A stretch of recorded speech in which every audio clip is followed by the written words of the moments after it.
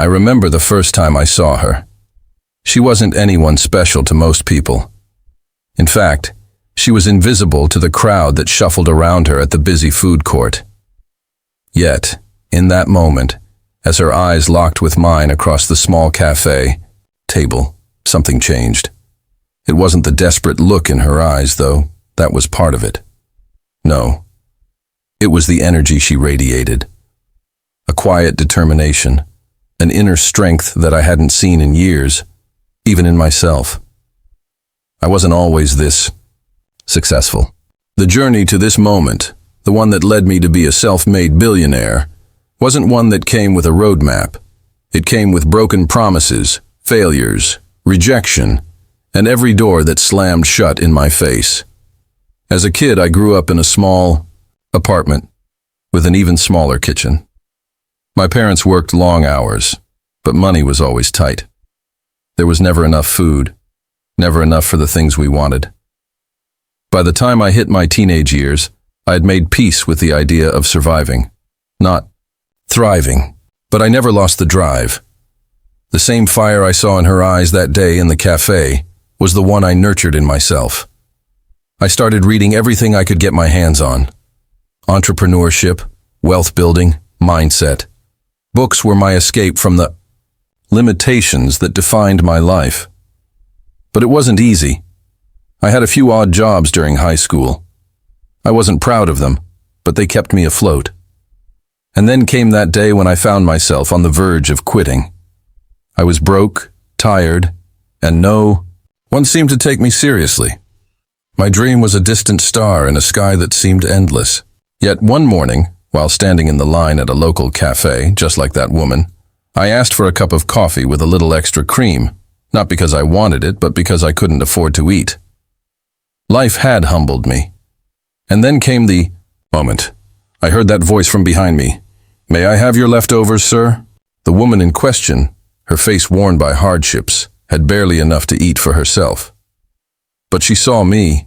She saw that I had what she needed, and for a split second, I realized I had been given an opportunity to change. I didn't give her my leftovers that day, but I did something far more important. I looked into her eyes. I saw a reflection of my younger self, of the dreamer who once asked, "Is this it?" And just like that, I knew this was my turning point.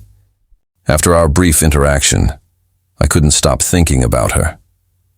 That moment became my turning point. It felt like the universe was speaking through her, through those tired eyes, reminding me of my own struggles and how far I had come. But more than anything, it urged me to push even harder. Her presence was a silent reminder that I could no longer stand still. That day marked the beginning of a new chapter. I started working around the clock, doubling down on my knowledge, focusing not just on making money, but on the mindset that would propel me into the next phase of my life. I began taking risks I never would have considered before. Some decisions felt reckless, but I had no fear left. I had already been humbled enough to know that the worst was never truly the end, but merely the beginning of a new opportunity. I dove into every business venture I could find, from small side hustles to larger opportunities that demanded my full attention. It wasn't glamorous. In fact, it was exhausting. But I pushed through, fueled by the fire that had been lit in me years ago and reignited by the encounter in the cafe. What most people didn't see, though, were the countless sleepless nights, the rejections, and the constant second-guessing. There were plenty of people who told me my ideas were impractical, my dreams too big.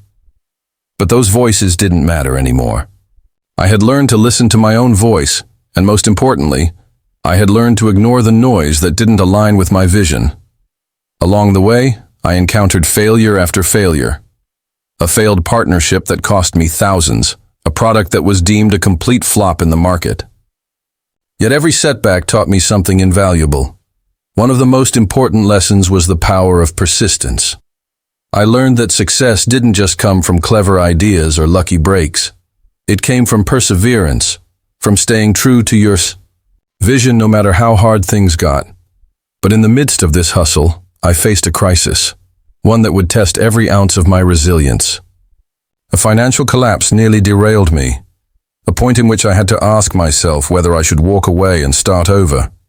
For the first time, I questioned whether it was worth the pain. But then, a memory came to me. Her face. The way she asked for my leftovers. The way she kept going despite everything life threw her way. That moment became my reminder that quitting wasn't an option. I knew I had a choice. To keep fighting for my dreams, or to become just another story of someone who gave up. In the darkest hours of my financial struggle, I met someone who would change the trajectory of my journey forever. He was an older businessman who had experienced success in ways I never could have imagined. One evening over dinner, he shared something that has stuck with me ever since. Success, he said, isn't about making money. It's about making a difference. At first, I didn't fully grasp what he meant, but the more I reflected on his words, the more they resonated with me. I had been focused on the wrong thing. I was so intent on wealth accumulation that I had lost sight of the bigger picture.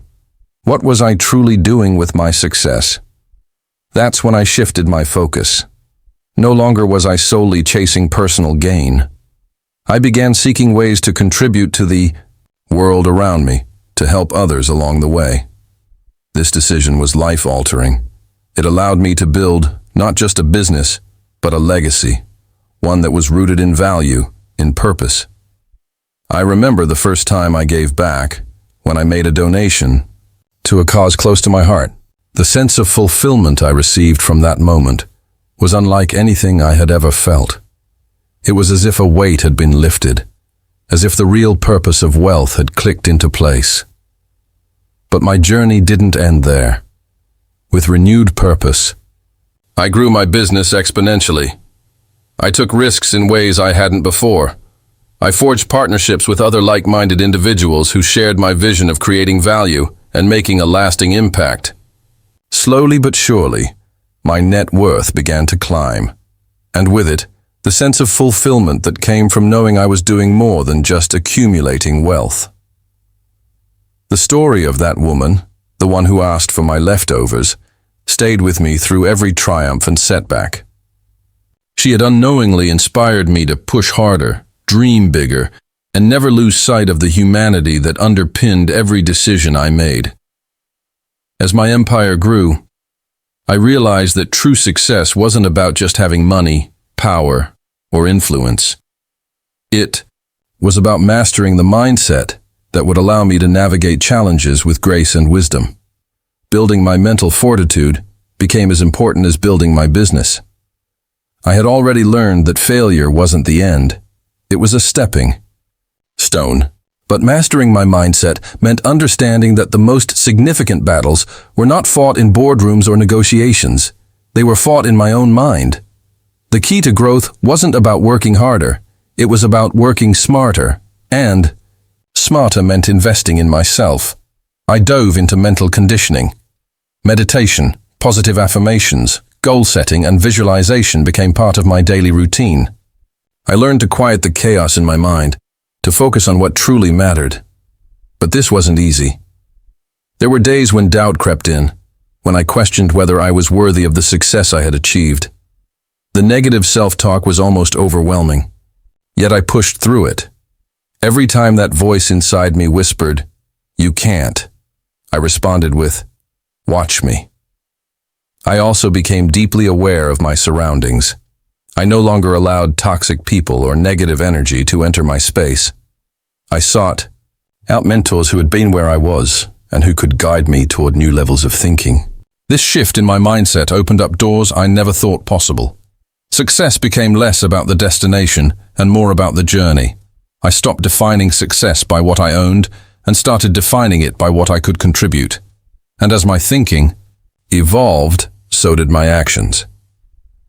Reaching the pinnacle of success wasn't a singular event. It was a culmination of decisions, risks, failures, and growth. But what truly defined this stage wasn't the moment I crossed the financial threshold into billionaire status. It was the realization that I had become the person I had always hoped to be, I had gone from struggling to make ends meet to creating opportunities for others. I had turned my business into a platform for growth, not just for me, but for hundreds of people who were now working for the same vision. I had become the mentor, the leader, the person who once inspired others as I had been inspired. But even at the top, I never lost sight of the person I once was, the one who asked for leftovers. I kept my humility intact, knowing that the success I had achieved was not just my own. It was the result of the lessons I had learned, the people I had met, and the choices I had made along the way. As I stand here now, with everything I've built, I realize that the true legacy I leave isn't in the billions I've accumulated, but in the impact I've made. I think back to that woman, her plea for my leftovers. She may never know how much that moment changed my life, but she was a catalyst for something far greater. Success, I've learned, is about more than money. It's about making a difference in the lives of others. It's about creating something that lasts beyond your lifetime, something that changes the world for the better. As I continue to evolve, I know that my journey isn't over. There will always be more to do, more to give, and more lives to impact. The miracle that began with a simple request for leftovers is now a testament to the power of perseverance, mindset, and giving back. The true miracle is that, through everything, I found my purpose, and that in itself was the greatest success of all.